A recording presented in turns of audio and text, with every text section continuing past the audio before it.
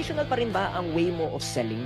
Ikaw pa rin ba yung tatawag sa mga tao doing outbound calls or yung ikaw yung nagre-reach out, nagpo-prospect tapos out of 10 calls, 7, 8 or maybe 9 times nare-reject ka? Alam mo, panoorin mo ito because there's a new way of actually converting more deals.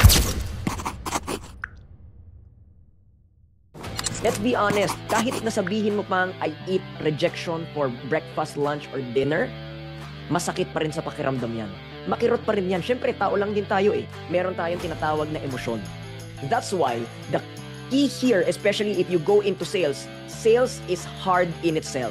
So, ang only way dito is how you can make sales more effective, more productive, and more efficient.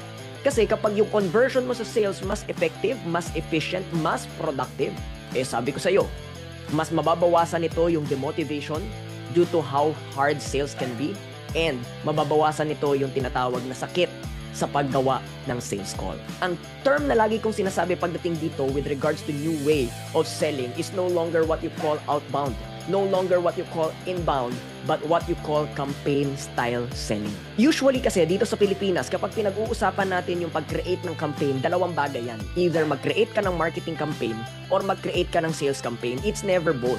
Kaya kapag merong education or merong training, ang tinitingnan natin lagi is either you go into a marketing training, natuturuan ka to be in front of your market, pero hindi ka naman niya tuturuan to convert.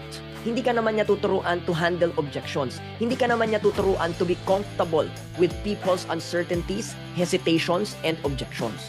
On the other hand, meron tayong may encounter na mga training, no? Na sales training. Ito, tuturuan ka kung paano mag-handle ng objection, how you can answer their hesitation, pero hindi ka nito tinuturuan on how to do marketing, on how you're gonna be in front of your audience. Usually, separate yan. Kasi yung sales, mas mahirap yan kapag walang marketing. Mas mahirap ang sales kapag walang campaign. In the same way, ang marketing na walang sales is nasa harap ka nga ng audience mo, nakaka-generate ka nga ng inquiries, pero napakababa naman ng conversion.